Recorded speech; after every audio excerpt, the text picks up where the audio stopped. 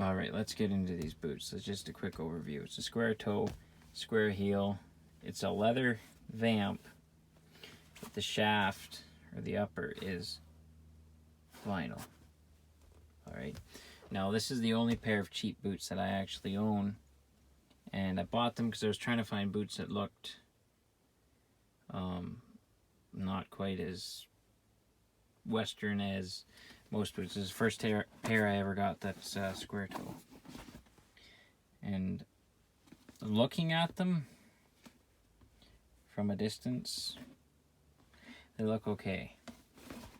You know, they're good from far and far from good. The inside is this lining. It actually feels okay.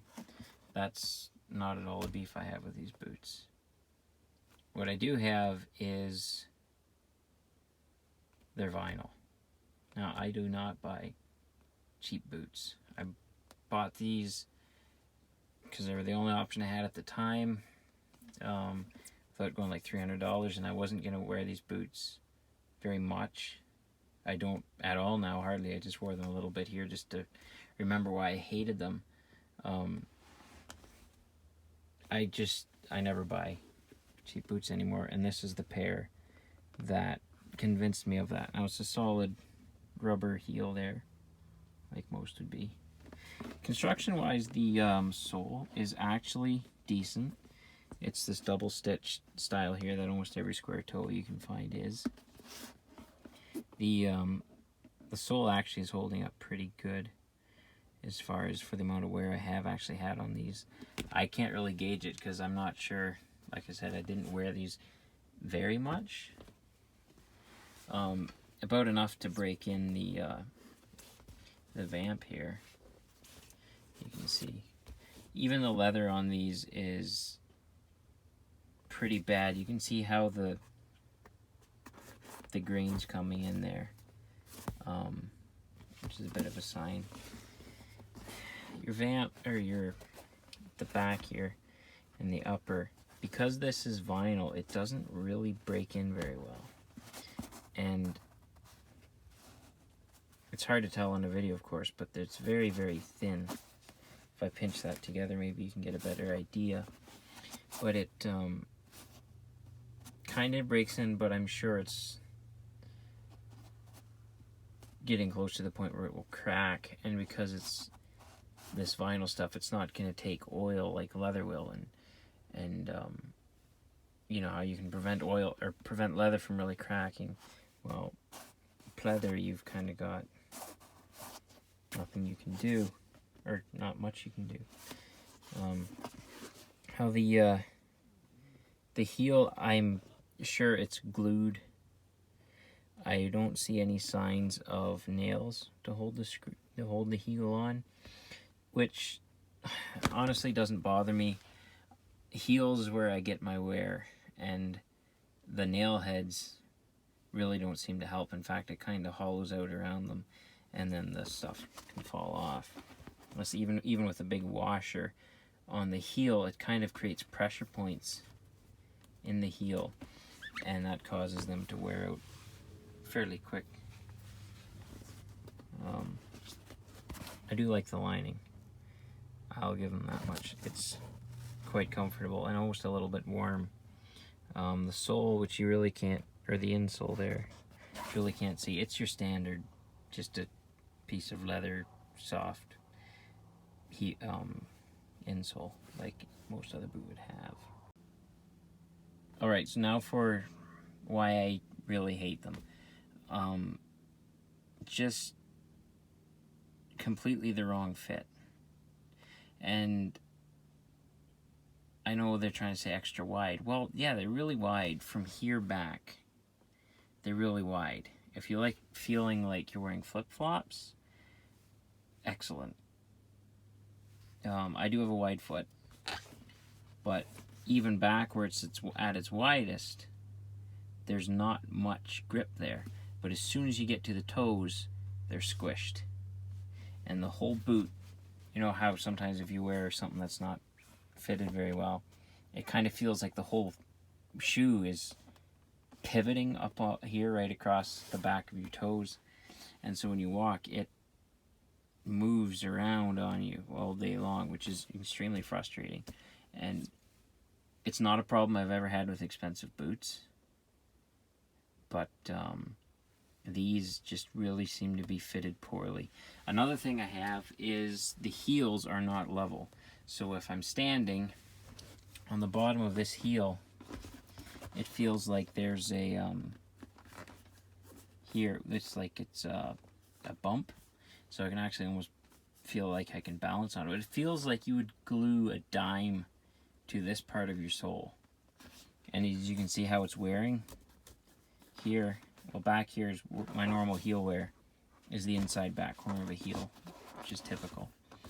And then up here, it's still worn, but in the center of the heel, there's really not much wear at all, which of course means that this part of it, you can actually feel with your thumb, is a little bit higher. Now I'm assuming I could sand that down and fix it, but you know, this is why I don't buy cheap boots.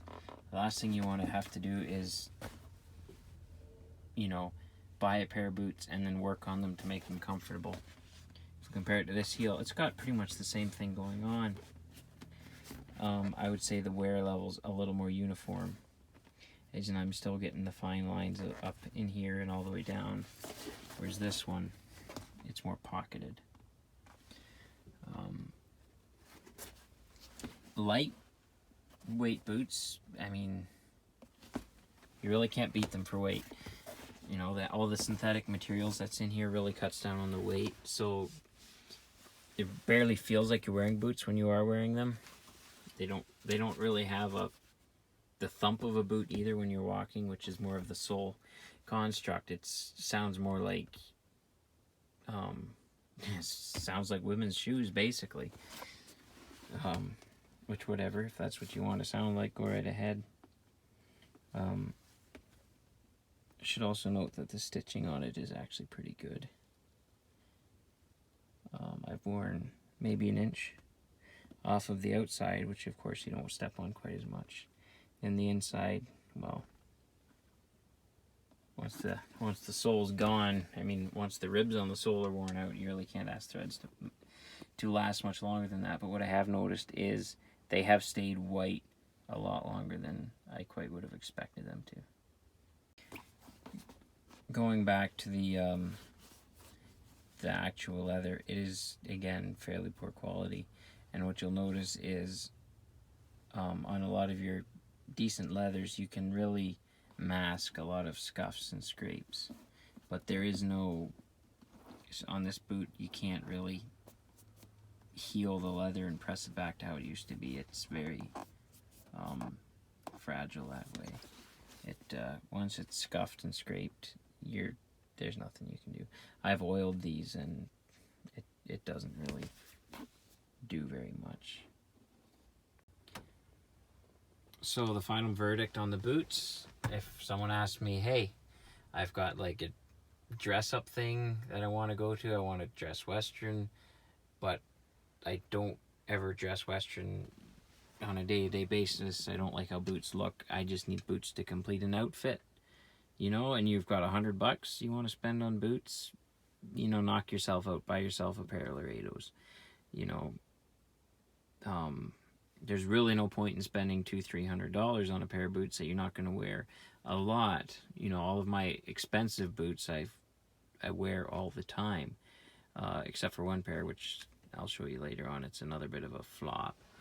But yeah, these boots, I think I paid $100 for them, and honestly, what more do you expect? You're paying a half to a third of what decent boots are going to cost you. Of course they're not going to fit as nice. Of course there's going to be vinyl on them, you know. The fit and finish won't be quite as good. I mean, that's what budget is, right? So if you're looking for, you know, that 3 days out of the year thing you might wear, you know, or there's nothing wrong with it. You can easily put up with these for a day. Now, some people want to wear boots for a wedding party, and they might have someone in a wedding party that doesn't want to own boots. They're like, we'll never wear them again. you know, and you're buying 6 pairs of boots, there's no, you know, they'd work great for that. They look pretty good, especially when they're new. They look pretty good. You'll get away with it. But if you wear boots every day, all day, don't waste your time going cheap. But most of the guys that wear boots already know that. I guess it comes down to the question of, you know, what are you willing to spend and where do you think the value is for you? I know guys that wear $400 work boots. I know guys that wear $100 work boots. And guys are totally happy both ways. The $100 guys say they love their boots. They don't know why anyone spends money on boots. And guys with real boots say they don't know why guys buy cheap boots and be uncomfortable all the time. It's, you know, it's more a question of, is there beyond $100 value in boots? Is it worth paying more than $100 for a pair of boots? Is it worth paying more than $200 for boots? Yes. You know, if you go into fancy leathers like ostrich and snake and all that stuff, well then no, you're paying for the look, right? But genuine leather handmade boots, you're not paying for look, you're paying for quality. And you're just not going to get those out of $100 boots.